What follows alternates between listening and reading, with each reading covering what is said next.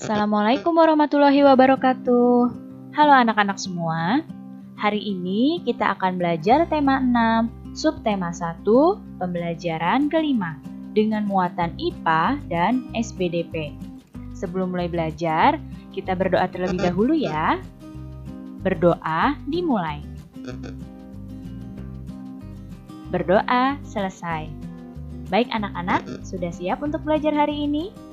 Kalau sudah siap, mari kita mulai belajarnya. Coba perhatikan gambar yang ada di hadapan kalian. Ya, ini ada gambar seorang ibu dan anaknya yang sedang memasak. Ternyata pada gambar ini, Siti sedang membantu ibunya menyiapkan sarapan. Saat menyiapkan sarapan, di sini Siti memperhatikan ukuran panci yang digunakan ibunya untuk memasak air. Coba dilihat di sini, panci yang satunya ini lebih besar dan panci yang satunya lagi ini lebih kecil. Siti menduga-duga air pada panci mana yang akan mendidih lebih cepat. Dan coba perhatikan lagi pada gambar. Apa ya sumber energi panas yang digunakan pada gambar ini? Ya, sumber energi panasnya adalah api. Nah, sekarang kalian perhatikan lagi gambar ini. Di sini ada 2 buah kompor dan 2 buah panci yang berisi air. Nah, air pada panci ini akan direbus. Nah, pada panci A, pancinya ukurannya lebih besar, airnya berisi separuh. Pada panci B, ukuran pancinya lebih kecil, namun airnya penuh. Nah, di sini menurutmu panci yang mana yang airnya akan mendidih terlebih dahulu? Ya, panci yang akan airnya mendidih terlebih dahulu adalah panci B. Ya. Jadi, air pada panci B akan mendidih terlebih dahulu. Mengapa? Di sini bisa kita lihat memang panci A ini ukurannya lebih besar daripada panci B. Namun, panci A memerlukan waktu lebih lama untuk mendidihkan air. Karena panci A memiliki air yang lebih banyak, sedangkan panas yang diberikan dari kompor pada panci A dan B itu sama besarnya. Semakin besar energi panas yang digunakan untuk mendidihkan air di panci, maka suhu air dalamnya akan semakin tinggi. Pada peristiwa mendidihnya air, menunjukkan peningkatan suhu pada air yang mencapai 100 derajat Celcius. Apa yang sebenarnya terjadi ya?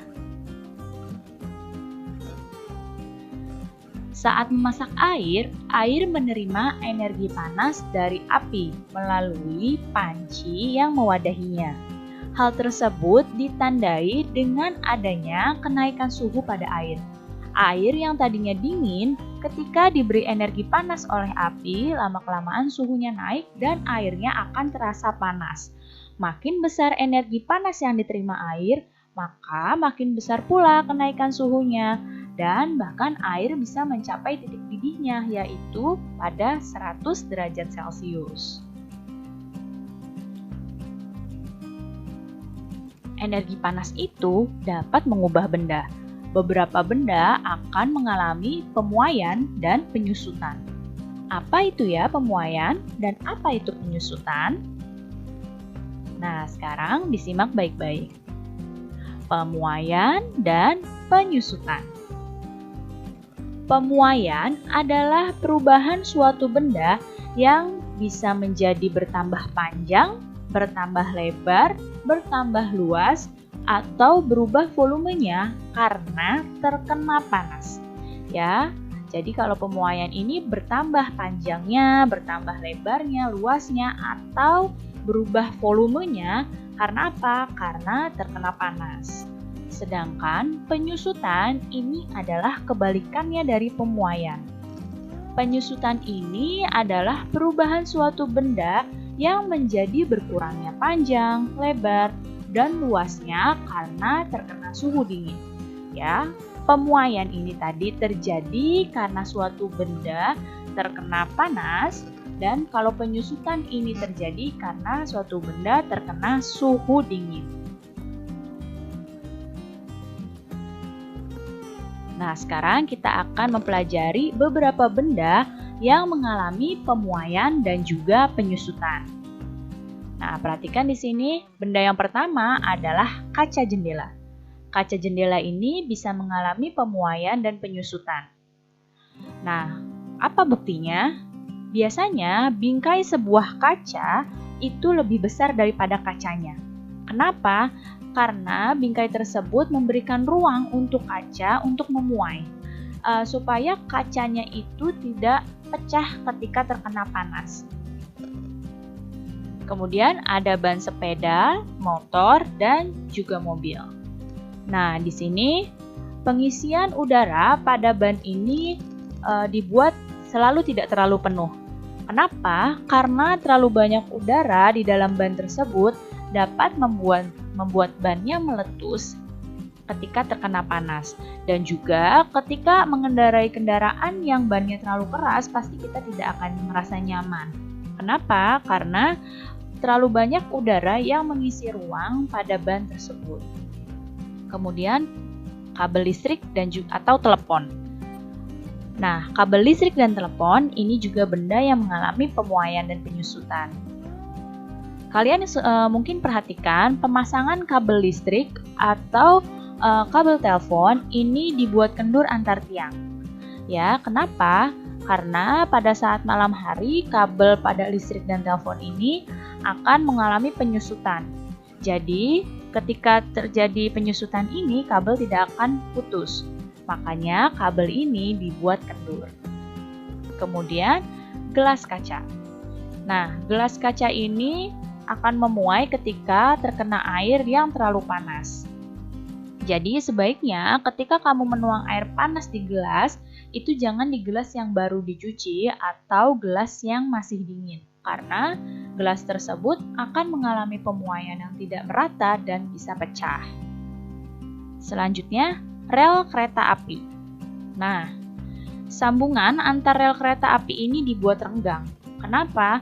Dibuat renggang itu sebagai ruang muai agar rel keretanya tidak bengkok saat terkena panas.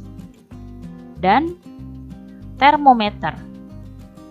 Di dalam termometer itu ada sebuah cairan yang akan memuai. Ya, jadi ketika terkena panas, cairan tersebut akan memuai sehingga dapat digunakan untuk mengukur suhu. Jadi ini adalah beberapa benda yang mengalami pemuaian dan juga penyusutan. Perubahan suhu pada beberapa jenis logam ternyata dapat mengakibatkan logam mengalami pemuaian dan penyusutan. Nah, di sini nenek moyang kita sudah dari dulu ya mengetahui bahwa logam itu tidak hanya memuai, tapi juga bisa lebur. Tahukah kamu bagaimana para leluhur membuat bilah-bilah pada alat musik gamelan?